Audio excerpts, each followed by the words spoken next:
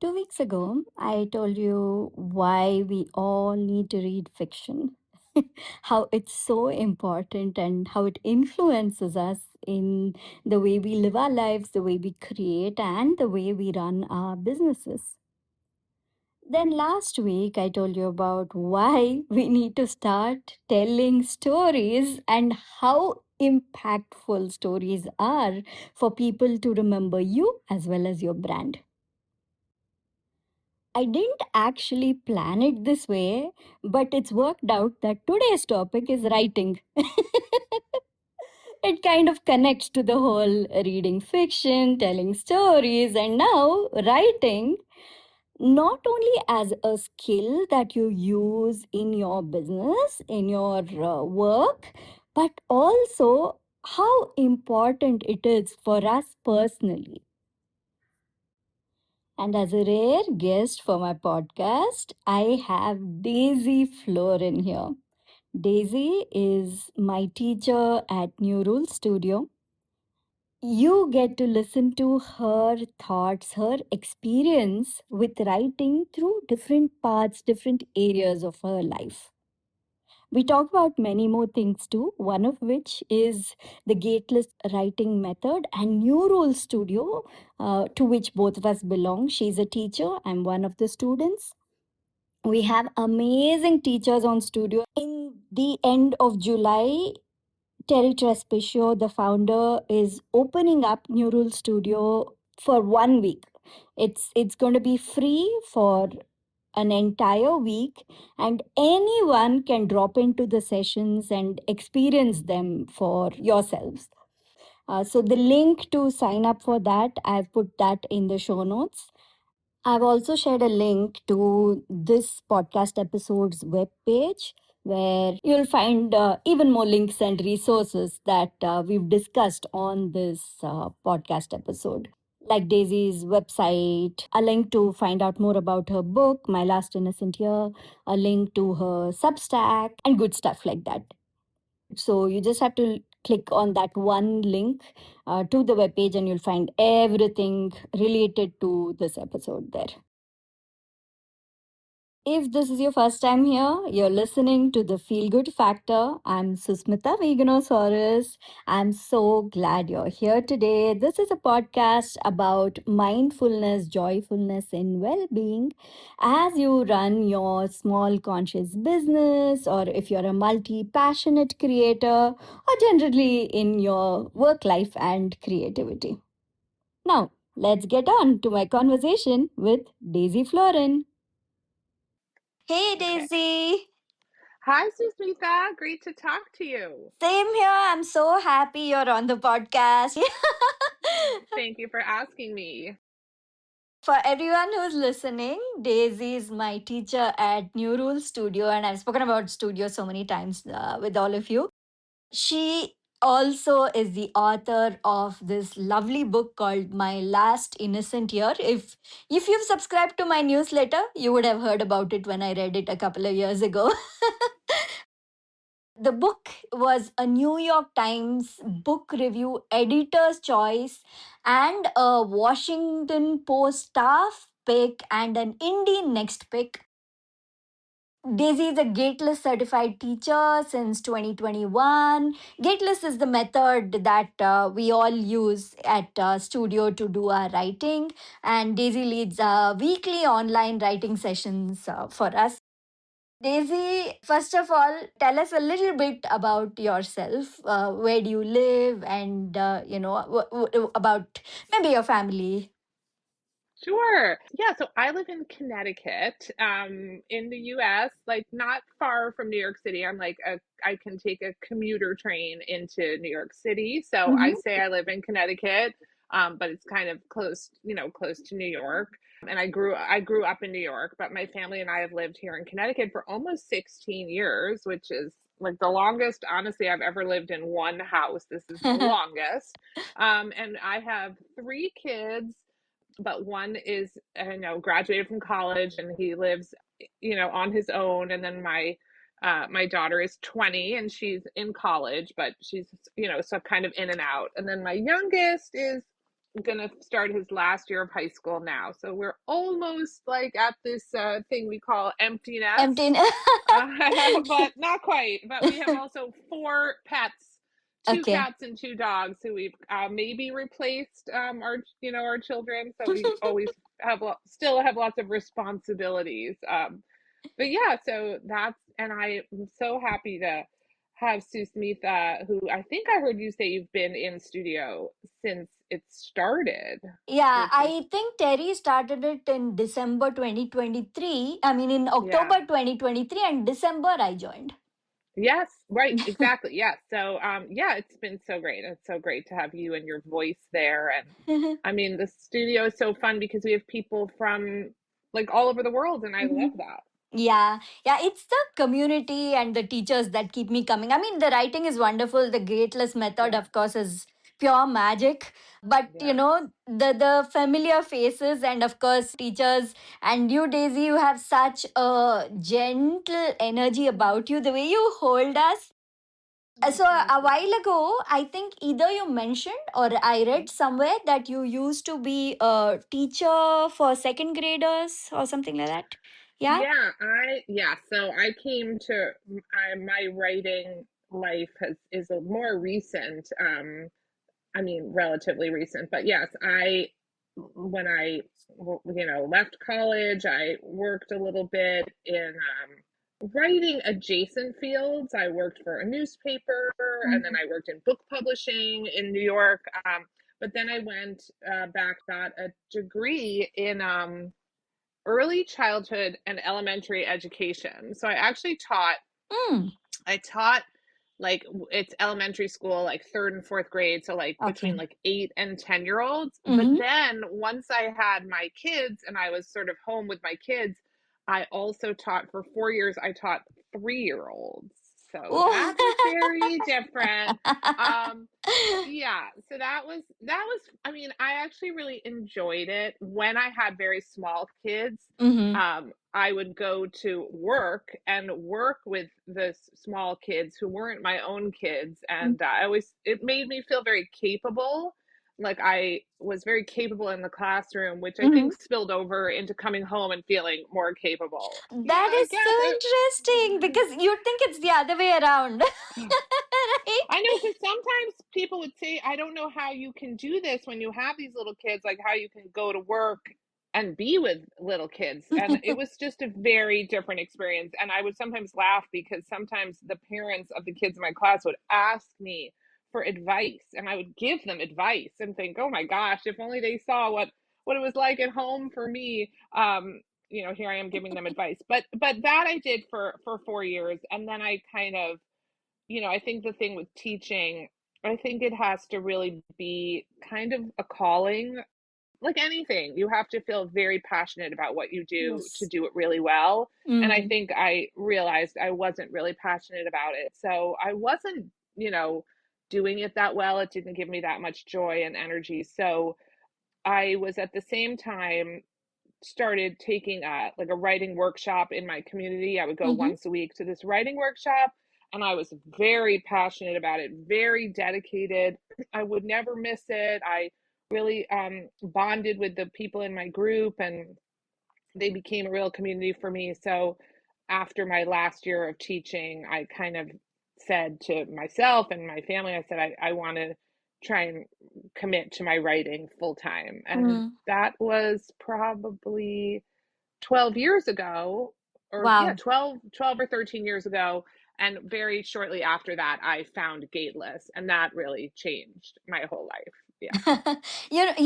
I remember again reading that when you joined Gateless, you hadn't set out to write a book as such, right? Like that wasn't a plan. So what made you join Gateless? Just to write more, to understand it more? Yeah, I mean, I was writing a lot of essays, so Mm. personal essays, kind of writing stories about. First, I was writing kind of about my kids and my experience with, take care of my kids, sort of funny things my kids were doing. But I kind of quickly moved away from that because you're writing about your children is it's fraught, you know what I mean? And as my kids Mm. started to get a little older, I thought, these stories aren't always so cute anymore, and I don't know Mhm. if I want to expose them. And then I turned to my real subject, which was myself. So I Mm, started to just write more about myself and my mm, childhood, my growing up, and my parents and everything. And that's when I came to Gateless. I had a friend who had met Suzanne Kingsbury, who founded the Gateless method. She mm, had met her and said, "You got to meet this woman, Suzanne. She's changed my life. She's gotten me writing again." So I just, very randomly reached out to Suzanne, and she said, "Oh, I'm having a retreat at the end of the summer, and do you want to come?" And I just signed up like on a whim. I didn't really know what I was getting into. I didn't know her. I didn't know anyone. mm, But that was, yeah, I met Terry, who runs New Rule Studio. I mm, met her that weekend, and Suzanne, and that weekend I was still writing a lot of personal essays, and we would have writing prompts, and I was really digging into some of my own stories. But then about 6 months later, I went to another retreat, and I think I was kind of tired of writing my own stories. I kind of mhm, was a little sick of myself. And so at that retreat, I thought, well, what if I write into these characters, like kind of me and kind of, these sort of mm, adjacent to me? mm. But what if I just try that? And that was like, I mean, electric. As soon as I started Wow. to do that weekend, I thought, no, no, this is what I really want to do. And that started me on writing the novel that My Last Innocent Year. So it took me 5 years to write it and almost 3 years for it to come out, but that really was the start. Yeah, and Wow. I had never thought of writing.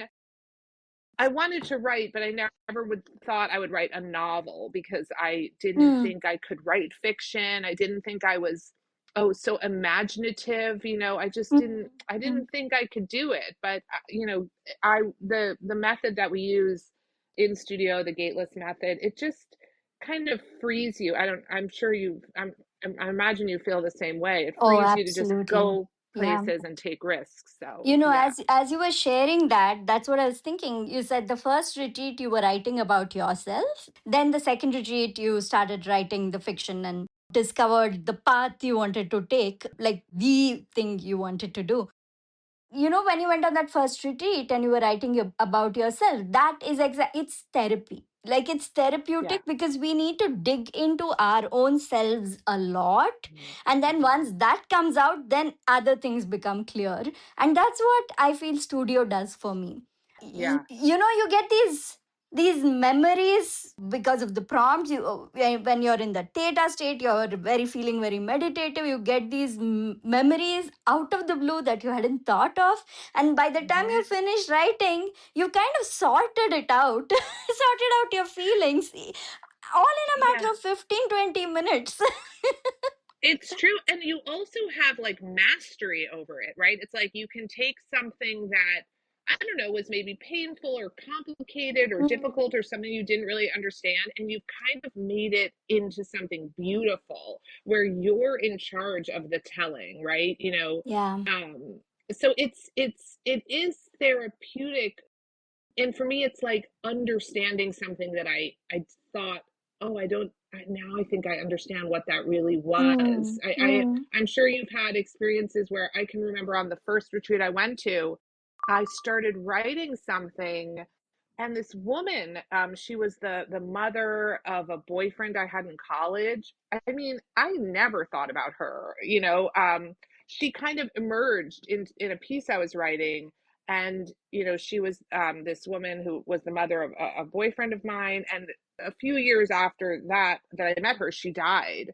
And I don't know, she just it all came together. It was this story, and it was, I don't know, it felt good to kind of reclaim her and put her in a story, and I would mm, never have thought of her if mm. I hadn't been in that flow, in that theta state. Yeah, so it's like things like that just can surprise you. Yeah, totally. It is full of surprises. Let's talk a little bit more about the power of writing for people who, I mean, okay, so, as you said, you always had an interest in writing. You've studied it, you've written essays, and you've done so much. And then it's a natural path to what you're doing now, right? The connection. You're Yeah. not only writing, you're teaching how to write also. It Yes. all kind of flows into it. you would say, okay, all your life you may or may not have used the word, but you've always identified as a writer, somebody who enjoys Mm, writing. And I mhm, feel like, through my life also, I always felt like, okay, I am a writer because I've loved, no mhm, matter what kind of business or whatever I've done in my life, I've always written. And the writing is, it feels so, like you said, electric. There's mhm, something mhm. juicy about it. But I feel that, and I believe you will agree with this, everybody can write and probably should Mhm, write because of these mhm. benefits, as we discussed, the therapeutic, the understanding of things. So, what do you feel about that? Yeah, I mean, I will say because I want to make yeah, I think that you would agree with me that coming to studio or coming to these sessions that we have together, you don't have to be a writer, like a Mm, professional writer, and you have a book contract. And although there are people in the studio who I know are, have a novel coming out, are working on their second mm, novel, so there are those people. mm. Um, but I always want I don't want anyone ever to feel intimidated to come and join us because Yeah. even if you are, you have a small business and you need to write, an email or, something for your Substack or, anything, we're always writing in anything we do. Even if you just want to, work something through or work something out, it's open for everyone. And I'll say that it took me a long time to sort of see myself as a writer, even though now when I look back on my Mm. whole life, I'm like, oh my gosh, it was always there. But I think, like, for example, my oldest son is a mathematician. Like he was always like a very, very good math student, like a couple of grades ahead. And he would, so he had a lot of there was a lot of like, oh, Sam is a really good math student and Mm, he's taking like this class at this age. And he would go to math competitions where he would like win a prize in math. And so he had a lot of affirmation around that. mm, mm. And we don't really have that for writing. I mean, we Yeah. kind of do, or at least I Mm, never felt it. Like I was told growing up, sometimes a teacher would say, wow, you're a really good writer, or mm, you're in the higher reading group or whatever it was. But it mm. wasn't like I kind of grew up feeling like, oh yeah, well, so what, like everyone can write, it's something everyone can do. It's not like I play Yes. the cello or something, it's like a thing that everybody does. And I didn't really know that I like maybe was good at it, even though over the years I can think of people who told me that, but I'm not sure I ever really believed them. So I didn't study writing in school. I was a history major, so I did a lot of writing, but I wasn't Mm, an English student. I didn't take I never took creative writing classes. I don't know why, but then again, I grew up in a family where we were always reading, always writing. mm, We kind of talked about writers, and my father like loves writers, and writers were like celebrity in our household. And my mm. brother is a journalist, and so it's like it was always there, but it's like when you're swimming in the water, you can't always see that it's water, so Yes, yes. um I came to Gateless like wanting to write more, but without I didn't really have like a pedigree. I wasn't professional. I wasn't being paid for my writing. It was Mm, just something I really want that I was maybe had a natural talent for, but I didn't really know it. And mm. so just getting involved in that community kind of like made so many things make sense. Yeah, That is like the biggest gift, whether I published a book or not, like just yeah. feeling like, oh, okay, this makes sense. This is where I'm sort of meant to be. These are my people, and all the things I'm bad at. Like, I don't need to think about them so much because I want to do this instead. The two things you're good at, like the writing as well as the teaching. Oh, I mean, I don't know that I was actually a very good teacher in my back in the day, Oh, but I love, Daisy, wait, wait, wait, wait. So, the whole reason yeah, I brought up the thing where you were teaching elementary school yeah, is because when I read that or heard that, I was like, that makes sense, because you actually Mm, embody that kind of energy where you hold us mm. all very, gently, like we are children, but also firmly, so that we all stick to Yeah. the rules. And I mean, even the newer people and stuff like that. So Yeah. you have you embody that whole thing. And Oh, thank just with you. that energy, I can imagine you would have been a great teacher. Oh, well, thank you. Thank you. I think, one of the things, I love to talk to writers, all the time. Like I talk to writers, I say, let's get on the phone and like we'll figure out a problem, or just giving them a pep talk, Mm, or like letting them know it's okay. And I love to do that. And mm, I think one of the things about the gateless method, and I don't know if I'm sure you've talked about it, or we could talk about it here a little bit, but the mm, container, the mm, way that I like to do our sessions, I like to do them the same way every time, like just to have, so that you, as mm, coming to the studio, you know what you're going to get. You know what the structure is going to be every time, because I feel like that's what I would want. mm, And then just the container of knowing that this is how we talk about the work. Sometimes, pieces come up and they're difficult and they're, you know, challenging, or, the subject matter is hard, and but we treat it always like fiction, mm, to give some distance for the writer, and we feed back in this very specific way, mm, where mm, we focus only on the page, what's on the page, what we hear, and what we love.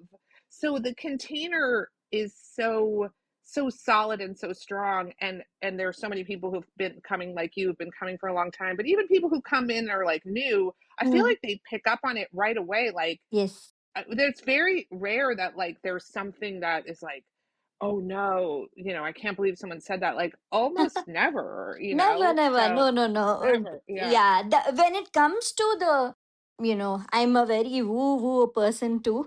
Hmm. And I believe this whole gateless container, this whole method that we use, there is some energy about it which attracts the right kind of people to Yeah. whom this is suitable. Yes. And then you come into class and you become that way too. Time and time again, there is like this little taste of that magic when we see, Mm.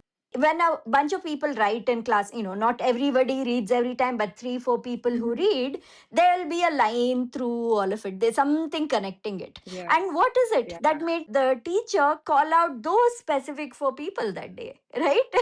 So there It is an is. I know. intuition there. It's amazing because every time we hear, right, you're right, we can only hear, three, four, maybe five, depending on Mhm. how it goes.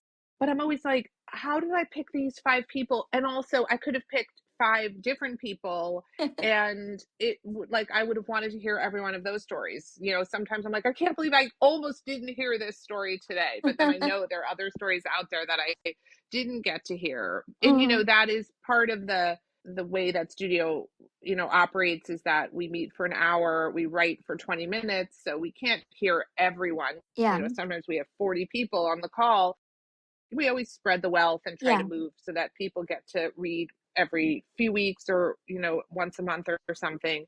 But it's also to make you, as the writer, not dependent on the feedback, yes. right? It's like, because most of the time, if you're writing, if we get off the phone and you write something today, you don't have the feedback. So you have to kind of be gateless with yourself. Like, that was a great sentence, or I really love the way I did, just learning to be gateless with yourself, Yeah. um, is really the trick. It's definitely a wonderful practice. And when we are new to studio, we don't understand the equal weightage we need to give to listening as much as us Hmm. reading out. Because every time when we listen in class, oh my god, there's so much we Yeah. learn, there's so much we feel. Yeah. And I love that we don't do this formal introduction of people in class and all that, the Yeah. boring stuff. We all know each other, and you kind of say, I keep saying studio friends, right? Yeah. You know each other through the work that you do, through your writing, which is such a deep way to get to know someone. Even though we're assuming it's fiction, it's just about the way they write, the things they observe. Each person is different that Yeah, way.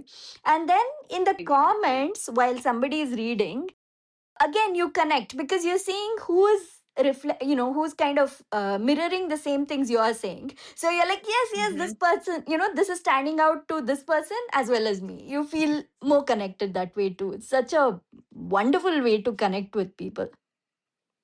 I agree. I agree. Yeah, really just like, and even when we go on retreat where, you might be in the room with people. When I go on retreat with Suzanne, we never introduce ourselves. Like, hi, I'm Daisy. I have, that Uh-huh. kind of introduction. We just meet right in the writing. And Mm. then, you may chat, you chat at lunch or you chat and everything. But you're absolutely right. There's like an energy in the room. And, just really when you listen to someone, you write something, right? You're sitting in studio, you write for 20 minutes and maybe you think like, oh god, I don't know, that wasn't my best, or I didn't really get into it, and then you hear someone else read and Mm. you're like, that was incredible, oh my god, like how did they just write that in 20 minutes? And even if you don't get to read that day, you have to know that if someone heard your piece, Mm. they would love it as much. It's Mm. like, because it's your voice, your vision, the way, exactly what you were saying, the way you observe the world, it's so unique to you. So you have to know, like, I read somewhere, and I don't know if I'm going to get this quote right. It was like, the thing that we don't, we look when we do our, when we write and we look at our own writing and we think, oh God, I really don't like that, or I don't like that. It's usually the thing that's most us, it's like, Mm. the thing that makes our work ours is the thing that we're sometimes most critical of, Mm. but when Mm. someone else hears it, they're like, oh my God, your dialogue is incredible. Or like, Yeah. and you're like, what? So, and when you focus on what's working, you want to go back to the page. It gets you excited to do it again. Mm. And if you are writing, anything I write in a studio or on retreat, if then I try, I'm put it into my novel, it always gets, you do edit it and you sort of figure it out and you try to clarify. Mm. Um, so there is like a process that goes, into like creating, making it work. And of course, sometimes people will say like, well, if people only tell you what's good and what's working, like, how do you ever get better at the things that you're not good at? It's like, well, don't worry about that right now. If you only worry about what you're not doing well, you're more reluctant to even go to the page, right? Yes. It'll just feel like heavy and bad, and you'll just be like, nah, I'll go do something else. But if Yes. you think about what you're doing well, that it energizes you and you want to go back to the page and you'll figure out all the rest. Okay, I'm not as good as dialogue. All right, I'll figure that. I can figure Yes. that out later. Yeah. Yes. There are so many gateless principles. It overflows into the rest of your life too. So whether it's in your business or your creative project or relationships, even all the little gateless container rules, like don't make this about yourself, or notice what is Yes. good, what is working, and not needing validation, getting over your inner critic and focusing on your strengths. These are things that kind of overflow into the rest of your life. So I feel like even though it's a writing studio and it's to practice writing for the sake of writing more than anything else, it's going to impact the rest of your life if you keep these rules in your mind. And you don't even have to keep it in your mind, because several times a week we get together online in studio and do this. So then it becomes a part of who you are, and you start watching yourself in other conversations too, when you're regularly talking to people and you're like, okay, let me not make this about myself, and how to distance yourself from the work. So I'm different, my work is different, so I don't have to take it to heart, depending, no matter what someone says about my work, that kind of stuff. So You that's again, beautiful.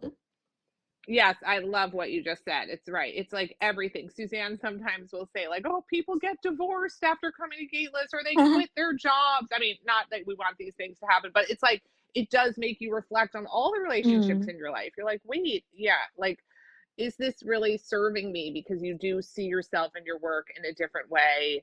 and even just the thing we say when you begin to read your piece, if you're chosen to read that day, you don't disclaim it. You don't say, "Oh god, this isn't really good," or Mm. like, I sort of had a headache, or my dog started barking." It's like, no, you just read what's on the page. And that is the one thing I notice that I try not to do myself, and I notice it in other people Mm. so much, is like people being like, "Oh, well, I'm just a mom, and I don't really," just disclaiming their whole identities. And you're like, "Wait a minute, why are you doing that?" Yeah. So, Yeah. um yeah, and anyone, like, I have two of my one kid is a math person, but my other two kids are more creative. I mean, my math person is creative also, but my Mm. other two kids are like, my daughter's a visual artist and my son is like is a writer. And Mm. I just really, I can see it in them, right? Like, this, like, "Oh, it's not good enough," or "I don't like it," and I just try Mm. to be really gateless with them. It's like every artist has always felt this way since the dawn of time, and you just have to, find a way to rise above it if you want to do this work. And Oh, gateless is really helps you. absolutely. And I bring that into cooking too. I'm a chef, and Yes, I'm like, okay, I'm yes. not going to disclaim. I'm going to serve Yes. and see what is, not say, oh, it's a little spicy today, or oh, it's a little salty. No, don't say anything. Oh my god, my mom used to say that Mm. her mom Mm-hmm. would put the food down on the table and immediately say, "I It's not very good," or "I Oh. overcooked," or whatever. And my mom, who wasn't a gate, didn't know about gateless, but she would say, like, "God, mom, why are you doing that? Like, we haven't even tried it yet." It's a perfect metaphor. If Mm. someone has cooked something for you and tells you it's dry or they oversalted it, you're not going to enjoy the meal as Yeah, it much. And will that's the taste same thing. dry. Yes, You will look yes, for the yeah. saltiness. That is what's going to happen. You're Exactly. directing them And there. that's what you do when you say, "Oh, my job isn't that important," or "I'm not that good at this," or whatever Yeah. it is, Yeah. it's Yeah. So, perfect metaphor. so Daisy, tell us a little bit about your book. Oh, my last innocent year. Mm. Yes, so that was my debut. It came out in 2023, right before I turned 50. So it's like Yeah. a long journey to there. Mhm. But it's a novel set in 1998 on an American college campus, sort Mhm. of modeled on the college I went to, which is called Dartmouth in New Mhm. Hampshire, a small college in New Hampshire, very rural. And it's about a young woman in her final semester trying to figure out what she's going to do when she leaves. And she falls into a love affair with her writing professor. And it's set in 1998 against the backdrop of the Monica Lewinsky Bill Clinton scandal. So that's kind of Mm. the Mm. overhang. And it's about, she wants to be a writer, and there are gateless themes in it, I'll say. She's going to a lot of writing workshops that are not very gateless. And then she has this writing professor who really spots her talent, but it's unclear if he really thinks that, or if he's just trying to seduce her. So Mm. it's told from this perspective. We know when the main character is named Isabel, and we know when she's telling the story that she's telling it from a point in the future. And so I think Mm. I used that voice to really, I was writing the novel when I was in my 40s, and I was really looking Mm. back on not just the late 90s sort of as a cultural moment in the United States, but also just on, what it means to be a young woman in your 20s, Mm. looking, when you look back on that time, and when you have sort of a bad mentor, a mentor Mm. who makes you feel a little wobbly about his affirmation, and is it really true, or is Mm. there something else at play? So Mm. those are some of the themes, but yeah, that's It's it. so beautifully written, Daisy. Of course, I'm not surprised, but Thank you. you can feel it. Like you've gone into. I remember this one scene where Isabel's in a room and she can hear the beats of somebody Mm. else's playing the music, and she can feel it in her. Yeah. These are things that we can relate to. I feel like the way you've written the book. of course, if you were in your 20s in the 90s, and of Hmm. course going to college, then there's so much to relate to. But even somebody who hasn't gone through that experience, still there is so much to relate to in this book, which is so beautiful. I feel like a lot of young women should read it. I mean, everyone should read it, but especially Right. young women, because to be able to notice the things that Isabel goes through, because it's not just in the 90s, it's like it still happens. Yes. So, Oh, to be able to understand it. thank you for saying that. I'm actually so lucky that I have a lot of young women who have written to me who've read the book, and I'm just like uh, delighted. And my daughter she's 20, and she has, she didn't read the book when it first came out. She was like 2023. I don't know, she was like 17. She wasn't quite ready mm, for it, I think, but she mm. just read it in the last year, and now her friends are reading it, and like in there it was like, oh my God. And I love that so much. It was That is not so what I was cool, expecting, that but I she's able. love it. Yeah. And it's so cool she's able to say, my mom wrote this. Yeah. Yeah. That's And her friends incredible. read it and they're like, oh, I love this part. Like they relate to it. So Mhm. you're right. There is something timeless about that time in our lives. True, so true. And I did hear it may be turned into a TV series. Is there a? Well, it was optioned to become a TV series. That is not happening right now, but Mhm, you never know these things.